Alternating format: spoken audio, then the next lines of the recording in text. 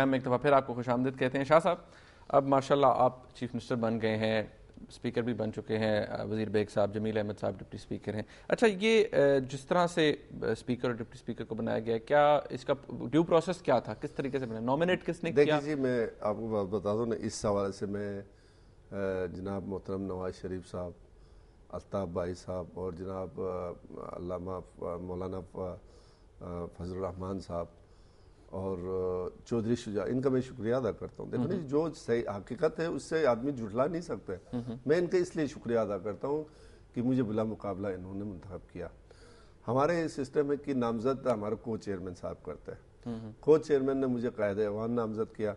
بعد میں ہم نے پراسس سے وہ کرنے کے لیے ہم نے نامنیشن فارم جمع کیا. تو میرے خلاف کاف کے آدمیوں نے فارم جمع کیا تھا اور اسپیکر کے لیے بھی انہوں نے جمع کیا تھا، تو ڈپٹی اسپیکر. لیکن میں ان کے شکر گزار، دیکھیں نا جی، انہوں نے اچھا وہ کیا تو ہم بھی انشاءاللہ انہی کے ساتھ اچھے روابط میں رہیں گے، ایسی بات نہیں. تو انہوں نے سب نے میرے حق میں، کچھ لوگ اس پہ اعتراض کر رہے ہیں کہ وہ ایک ہاؤس کے اندر ایک الیکشن ہوتا، ووٹ پڑتے پتہ لگتا. نہیں تو کس سے کرتا؟ جب وہ ہمارے حق میں وڈرا ہوا، دیکھو جی ہم 2 امیدوار تھے، اب وہ میرے حق میں وڈرا ہو تو الیکشن کیا میں اسپیکر سے کروں؟ ایسے تو دنیا میں کہیں نہیں ہوتے نا.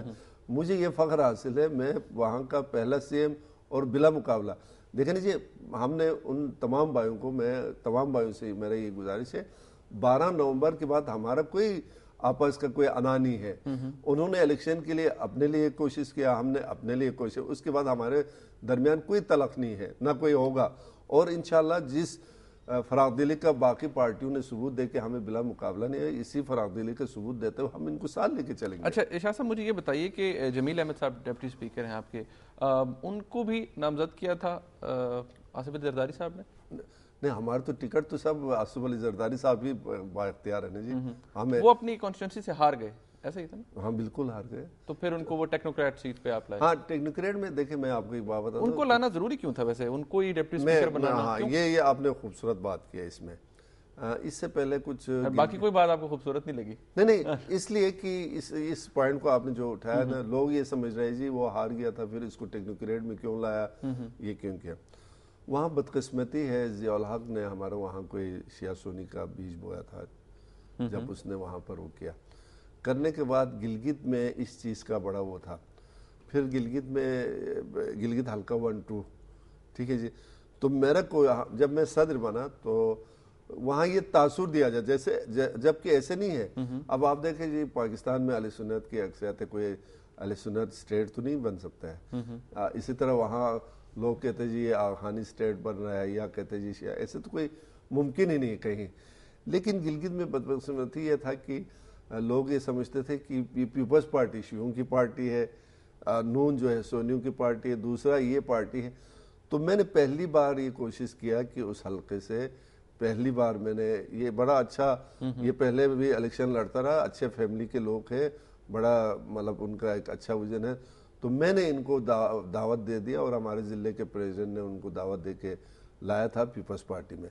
پیپلز پارٹی میں رہنے کے بعد ہم نے ان کو مطلب لوگوں کو بتا دیا کہ یہ پیپلز پارٹی کسی مذہبی جماعت پر نہیں ہے، بلکہ پیپلز پارٹی میں ہر کوئی آ سکتا ہے. اچھا، یہ چلیں ماشاءاللہ سلسلہ آپ کا ہو گیا، الیکشن کے حوالے سے بھی بات ہو گئی، ریگنگ کے حوالے سے بھی آپ نے تو بلکہ آفر کر دی کہ اگر کسی کے پاس شواہد ہیں تو لائے.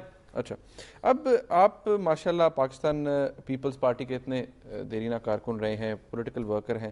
محترمہ بینظیر بھٹو کی شہادت کے بعد اب تک آپ کو پارٹی کے ساتھ آپ کی اب بھی وابستگی ہے، کوئی فرق نظر آتا ہے آپ کو؟ کیا آپ کو ڈفرنس کیا ہے قیادت میں محترمہ بینظیر بھٹو شہید کی اور آصف علی زرداری صاحب کی؟ دیکھیں جی، بات یہ ہے، جب شہید بھٹو صاحب اس دنیا سے گئے تو ہم پھر پریشان ہو گئے. اب پیپلز پارٹی کے کیا ہوگا؟ لوگوں کے ذہن میں یہ بات تو نہیں تھی کہ شہید بھی اس کا متبادل ہوگا اور پارٹی کو سنبھالا دے گا. اس دوران محترمہ نصرت بھٹو نے پارٹی کو سہارا دیا اور فوراً اس کے بعد شہید بھی جب تشریف لائے ان کو یہ ذمہ داری دیا تو بالکل سیم اسی طرح چلا جس طرح بھٹو صاحب لوگوں کے وہ کرتا تھا. اور بھٹو صاحب کے، کیونکہ بھٹو صاحب کے ساتھ انہوں نے سیاست کیا تو پھر ہمیں وہ کمی. یہاں ایک بہت بڑا خلا تھا جس سے کوئی بی بی کی شہادت کے بعد کوئی انکار نہیں کر سکتا تھا. ہر پارٹی کے جو ورکر تھا وہ پریشان تھا کہ جی وہ طرح طرح کی باتیں, جی آپ پیپلز پارٹی ٹوٹ گئے, پیپلز پارٹی کے 10 حصے ہوں گے, پیپلز پارٹی کے الگ گروپ بنیں گے, کسی نے کہا جی فاطمہ بھٹو کو ہونا چاہیے, طرح طرح کے. تو ہم تو بہت دور کے لوگ ہیں, ہم بھی ظاہر پارٹی کے حوالے سے ہم بڑے پریشان تھے. لیکن جب زرداری صاحب نے اپنے سپیچ میں جب کہا جی پاکستان کھپے, تب ہمیں حوصلہ ہوا جی یہ پاکستان وفاق کی بات کرتا ہے, کیونکہ پیپلز پارٹی کو یہ کریڈٹ جاتے ہیں وہ وفاق کی بات کرتا ہے. اس کے بعد سے اب تک جس اتنے بڑے بحران میں یہ کہوں گا, اس بحران میں جو زرداری صاحب نے پارٹی کو سنبھالا دیا یہ بہت بڑی کارنامہ ہے. اسی بات پہ میں آؤں گا. ایک وقفے کے بعد بحرانوں کا ذکر آپ نے کیا اور گورنر جو ہوں گے نیکسٹ گلگت بلتستان کے, اس کے حوالے سے بھی آپ سے بات کریں گے. ایک بریک لینی ہے ناظرین, یہاں پر ہمارے ساتھ رہیے.